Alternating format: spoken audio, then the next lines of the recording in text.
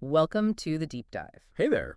Today we're taking a close look at Tranchevest. It's a new crypto project making some pretty big claims. Yeah, claims about using AI to, revolutionize investing. Exactly. And our source material for this comes from excerpts of a fictional podcast, The Crypto Bite. Right. Featuring Luna, who's quite the skeptic, interviewing Jax, the CTO of Tranchevest. So our mission here is really to get under the hood of Tranchevest. We want to understand its core promises.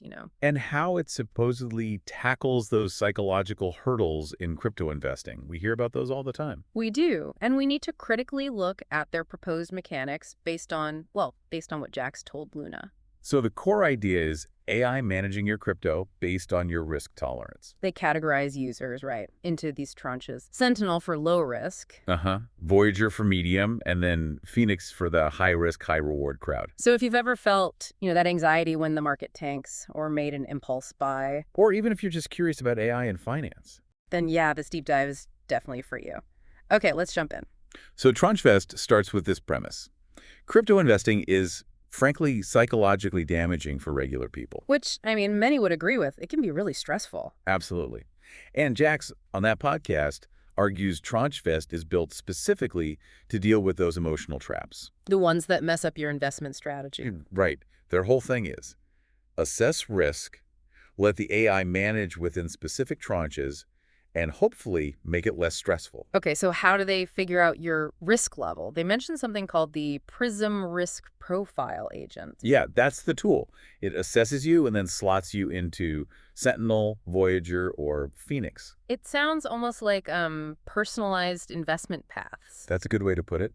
And importantly, these aren't just names. Okay. Tranchevest claims each tranche gets its own specialized AI tools and strategies. So the AI for Sentinel acts differently than the one for Phoenix. Completely different playbook, apparently. Different priorities, different risk parameters. Gotcha. So it's more than just one algorithm. What's this AI actually doing? Well, according to Jax, it's doing quite a bit. Constant market monitoring across major exchanges. Okay, standard. On-chain analytics, looking at transaction flows. Smart contracts. Right. Sentiment analysis, trying to gauge the market mood. And technical pattern recognition. And all this is supposedly fine-tuned for your specific risk tranche. That's the claim, tailored to the risk profile. Sentiment analysis, though. Luna, the host on the Crypto Bite, she brought up Celsius and Three Arrows Capital. Yeah, a really good point. Positive sentiment didn't exactly save them, did it? Not at all. So what makes Tranchevest think their sentiment analysis or their system is different? It's a fair question. Their answer revolves around this tranche tree architecture. Tranche tree. Yeah, they say it's multi-layered with risk controls built in at each tranche level.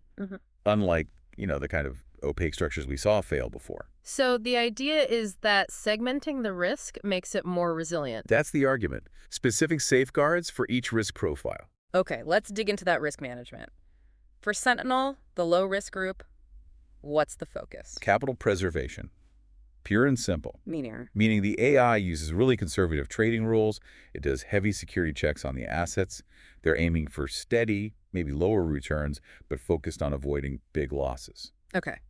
And they mentioned some security tech like MEV protection, private transactions, flash bots. Can you break those down simply? Sure. MEV is basically when miners or others can reorder transactions for their own profit while they're pending.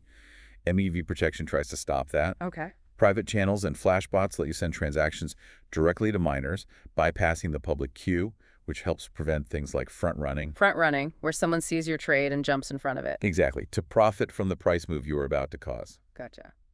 But even with that, Luna on the podcast was still pretty skeptical. Understandably. Automated trading has risks, flash loan attacks, other exploits. So how does Tranchevest plan to handle those kinds of things? Right, this is where their circuit breaker protocols come in. Circuit breakers, like on the stock market. Sort of. Pre-programmed actions that kick in during extreme market conditions. They say these are based on simulations, liquidity crises, correlation breakdowns, even black swan events. Black swan events. The big, unpredictable ones. Yep. The goal is to have automated defenses when things go really sideways. Okay, what about the other end? The Phoenix tranche. High risk. How do you manage risk there? It's less about preservation and more about active management of that higher risk. How? Things like dynamic position sizing the AI, adjust trade sizes based on volatility, Also, adaptive stop losses. So stop-loss levels that change with the market. Precisely. And they also use correlation-based diversification, spreading bets across assets that hopefully don't all crash at once. But Luna brought up cross-chain assets in Phoenix. That seems like a huge risk factor given bridge hacks. It absolutely is. Cross-chain bridges are a known weak point in crypto security. So how can they really manage that risk effectively? Well, Tranchevest claims they have appropriate risk controls even there. But, the fundamental risks of bridging assets, they're tough to completely eliminate. It feels like a major trade-off. Access versus security. Definitely. Especially for those Phoenix users chasing opportunities across different chains. Okay, let's switch gears slightly. The Trancho token. What's its role? Why do you need it? It's their utility token. If you hold enough of them, the number mentioned was 10,000 tokens. 10,000. Okay. Right. Holding that unlocks the premium features, things like fully automated trading, futures trading, and the more advanced analytics tools. And if you don't hold the 10K tokens, what can you still do? You still get the basics. The risk profile assessment, copy trading. Copy trading, following other users. Yeah, mimicking their strategies. And you get access to basic analytics dashboards. So it's a tiered system. Got it. When does this token launch? And any idea on price? Yes. Because 10,000 could be a lot of money. The plan is Q3 2025 for the launch. Yeah. So yeah, pricing is still unknown. Jax mentioned it's meant to link the platform's growth with benefits for token holders. And down the road, they talk about governance rights and revenue sharing. Ah, the classic DAO promise. Kind of. With a plan for progressive decentralization. Progressive decentralization. What does that mean in practice? Luna was skeptical about DAOs, too. Yeah, DAOs have had, let's say, mixed results. Tranchevest's angle is to start more centralized while they build things out. Okay. Then, as the platform matures, they plan to gradually hand over more control governance decisions to the Tranche token holders. Voting on proposals may be weighted by how many tokens you hold or stake. Interesting approach. They also talked about cross-chain execution strategies. What's that about? Basically, being able to trade across different blockchains efficiently. They mentioned multi-hop routing, finding the best path across different decentralized exchanges or DXs, using DEX aggregators to get better prices by pooling liquidity, Okay. and optimizing token bridging to move assets between chains faster and cheaper. But again, bridges, that just loops back to the security concern, right? Especially for those Phoenix users. Exactly, it's a recurring theme. The features enabling broader access also introduce these significant security challenges. It's something users really need to weigh up. Definitely. So with all these AI trading bots out there, how does Tranchevest say they're different? What's their unique selling point? Their main pitch, according to Jax, is the personalization, tailoring strategies to your individual risk profile via those tranches. As opposed to? As opposed to, they argue, many other bots that just apply a general strategy to everyone, regardless of whether you're risk-averse or a risk taker. So it's the risk segmentation and the AI agents specific to each segment. That, plus the focus on psychological comfort. Taking the emotion out of trading by automating it based on your predefined comfort zone. So it's not just a trading tool, it's almost like an emotional shield for crypto investors. That's a great way to think about it. Align the strategy with your risk tolerance, automate it, and hopefully avoid those panic sells or FOMO buys. Makes sense. Now, they chose Base Chain to build on. Why Base? It's a layer 2 for Ethereum. Right. Jack said they picked Base because it offered the best mix for them of security, speed, and cost. And they added their own security layers on top. Apparently so. Things like formal verification of their smart contract code. Which is like mathematically proving the code works. Essentially, yeah. Very rigorous.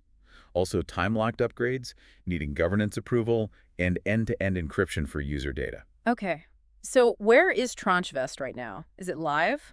They're in beta testing, according to the interview. The risk profiling and the copy trading features are already available. And they're looking for beta testers. Yep, inviting people to try it out and experience the risk tranche system. Okay, let's try and pull this all together then. Tranchevest, AI-driven crypto investing, segmented by risk level. Sentinel, Voyager, Phoenix 8. With the big aim of reducing the psychological stress of crypto trading. That's the core pitch. Personalized risk management via AI, but there are questions. Big ones. definitely. Skepticism about how effective the AI really is, the robustness of the security, especially cross-chain. And the actual utility and value of that Tranche token, especially needing 10,000 for premium access. All valid points of concern based on what we heard. So here's a final thought for you, the listener, to chew on. Consider this tension. The promise of cool, calm, automated investing versus the wild, unpredictable, often irrational crypto market. Yeah, does putting people in risk boxes, Sentinel, Voyager, Phoenixing, truly shield them from systemic shocks that hit everyone? Or does it just label their potential exposure differently? And maybe the biggest question, how much trust are you willing to put in an algorithm, an AI, to manage your money, especially in a market as new and volatile as crypto? Something to really think about long after this deep dive.